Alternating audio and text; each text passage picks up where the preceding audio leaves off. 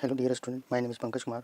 आज हम लोग देखेंगे क्लास 10 रियल नंबर चैप्टर 1 का एक थ्योरम जिसका नाम है यूक्लिड डिवीजन लेमा।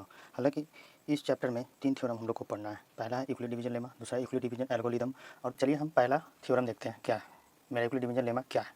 तो ये बोलता है यूक्लिड डिवीजन लेमा कि basic of the Euclid's division lemma. इसको हमने नाम दे दिया है basic of Euclid division lemma, क्योंकि इसके बेसिक्स के बारे में हम लोग बात करेंगे। तो पहले हम देख लेते हैं कि है क्या। A lemma is proven statement which is use to prove other statement. क्या है भाई?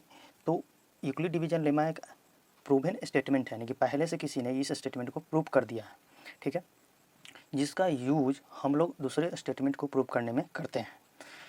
सेकेंड इसका क्या है basic, this lemma is nothing but A statement of the long division process. मतलब यह जो लेमा है जो कि कुछ नहीं है परंतु एक ऐसा स्टेटमेंट है जो कि लॉन्ग डिवीजन प्रोसेस को अपनाता है। We have been doing for the last many years, और इसे हम लोग कई सालों से करते आ रहे हैं, इस प्रोसेस का यूज कई सालों से करते आ रहे हैं। तो जैसे कि माय डियर फ्रेंड, आपने देखा कि यूक्लिड डिवीजन लेमा का कुछ बेसिक्स ये नियम है, लेकिन एक्चुअली में यूक्लिड डिवीजन लेमा है क्या? कोई बहुत बड़ी चीज़ है क्या? नहीं, बिल्कुल नहीं। आप इसके बारे में पहले से ही फैमिलियर हैं, यानी कि आपको इसके बारे में पहले से ही पता है कि यूक्लिड डिवीजन लेमा क्या है। जैसे कि माय डियर फ्रेंड, बहुत सारी ऐसी मैथमेटिक में ऐसी चीज़ें होती है जो हमें पता होता है पर उसे प्रॉपर वे में बताना नहीं आता है, और इसी चीज़ को अगर कोई मैथमेटिशियन प्रॉपर वे में बता देता है तो वह फेमस हो जाता है, ठीक है। यह कई बार ऐसा होते आया है, ठीक है। तो इस चैप्टर में यानी इस लेमा में हम लोग है जो कि बहुत बेसिक से बात करेंगे। जैसे कि पिछले बार हमने बात किया था फ्रैक्शन से, तो स्टार्ट हम लोग करेंगे फ्रैक्शन से ही। जैसे कि मैंने कोई फ्रैक्शन लिया, फ्रैक्शन मैंने क्या लिया, फ्रैक्शन को लिया 5/2, ठीक है। इसका मतलब क्या हुआ? इसका मतलब ये हुआ कि 5 को 2 से डिवाइड करना है, यानी कि इस चीज़ को मैं ऐसे भी लिख सकता हूँ 5/2, जो आपने बचपन से पढ़ा है। ये कोई नया चीज़ नहीं है माय डियर, ये आपने बचपन से ही पढ़ा है। यह एक डिवीज़न का वैसा मेथड है, वैसा तरीका है जिसको हम लॉन्ग डिवीज़न मेथड कहते हैं। यानी कि इसी चीज़ को जो आप करते हो, इसी चीज़ को आप लॉन्ग बेस से ऐसे करते जाते हो, वही आपका क्या कहलाता है? Long division method. और माय डियर फ्रेंड, आपको जानकर ये खुशी होगी कि यूक्लिड डिवीजन लेमा कुछ नहीं है, बस ये लॉन्ग डिवीजन मेथड से किसी चीज़ को डिवीजन करना ही यूक्लिड डिवीजन लेमा कहलाता है, ठीक है। यानी कि यूक्लिड डिवीजन लेमा एक फैंसी नाम है किस चीज़ का? तो लॉन्ग डिवीजन मेथड का एक फैंसी नाम है, और इसे खतरनाक सा नाम दे दिया गया जिसको कि यूक्लिड डिवीजन लेमा कहते हैं। यह सुनकर बहुत सारे स्टूडेंट डर जाते हैं कि क्या है भाई, इसमें क्या ऐसा चीज़ होगा, ठीक है ना। लेकिन ऐसा कुछ नहीं है, बचपन से ही आप ये चीज़ को जानते हो। लेकिन यहाँ पे एक छोटी सी बात ये है ध्यान देने वाली कि इस डिवीज़न में बहुत छोटी छोटी ऐसी बारीकियाँ हैं जिसे हम लोग बचपन से ध्यान नहीं देते हैं, और इन्हीं बारीकियों को मैथमेटिशियन ध्यान दिया और वे छा गए। जैसे मान लो कि 5/2 मैंने किया, ठीक है। इसे बचपन से हम लोग कैसे करते हैं, चलिए करके देखते हैं। चलिए 5 में 2 से हम लोग डिवाइड किया, तो यहाँ पे 2 चीज़ें हैं जो कि ध्यान देने वाली है।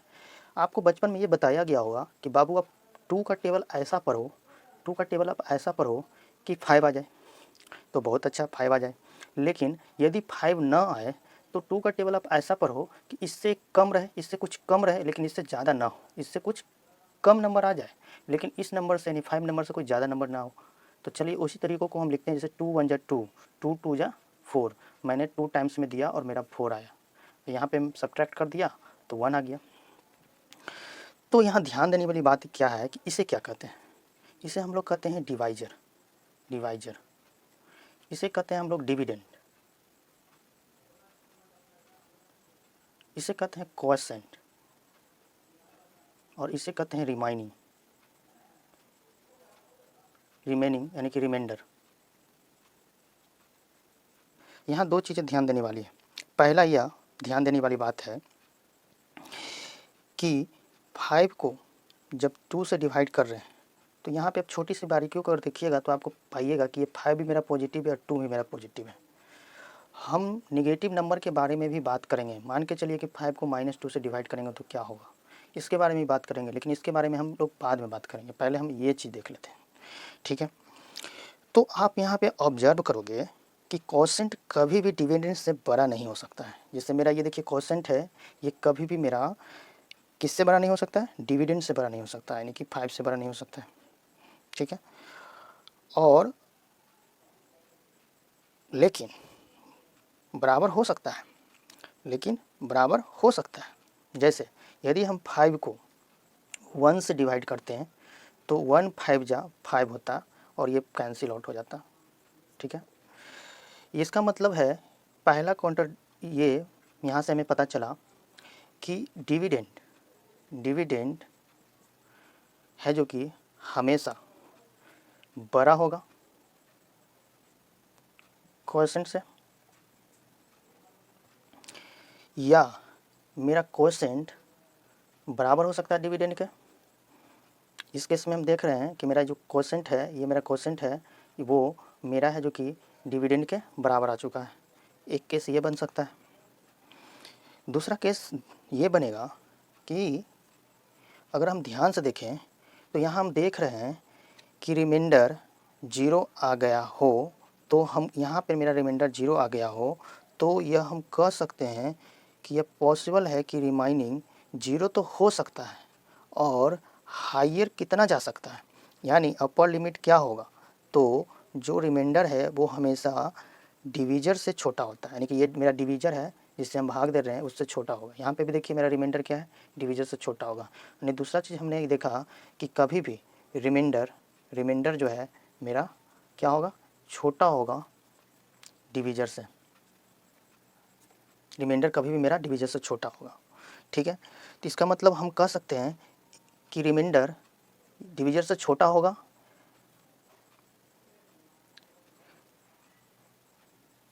रिमाइंडर 0 हो सकता है, जैसा कि हमने देखा कि रिमाइंडर 0 हो सकता है, और मेरा रिमाइंडर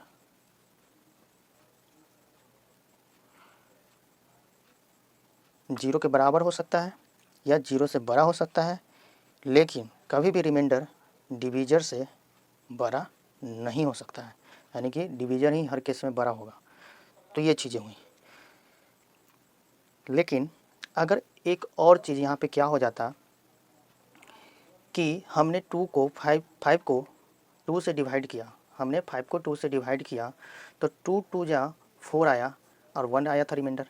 यदि ऐसा होता कि इसके जगह पर अगर 2 आ जाता फिर से, तो आप तो कह रहे हो सर कि भाई मेरा रिमाइंडर कभी भी है जो कि डिवीजर से बड़ा नहीं हो सकता है और ना ही बराबर हो सकता है, लेकिन यहाँ पे तो 2 आ गया, तो ऐसा तो हो गया। लेकिन माय डियर, क्या यहाँ पे मेरा रिमाइंडर 2 आ गया तो क्या मैं फिर से 2 का टेबल 1 टाइम्स पढ़कर क्या इसे 2 1 या 2 लिख कर क्या इसे घटाकर फिर से 0 नहीं लिख सकते हैं? बिल्कुल लिख सकते हैं। यानी कि हमने फिर से देखा कि मेरा रिमाइंडर 0 आ गया।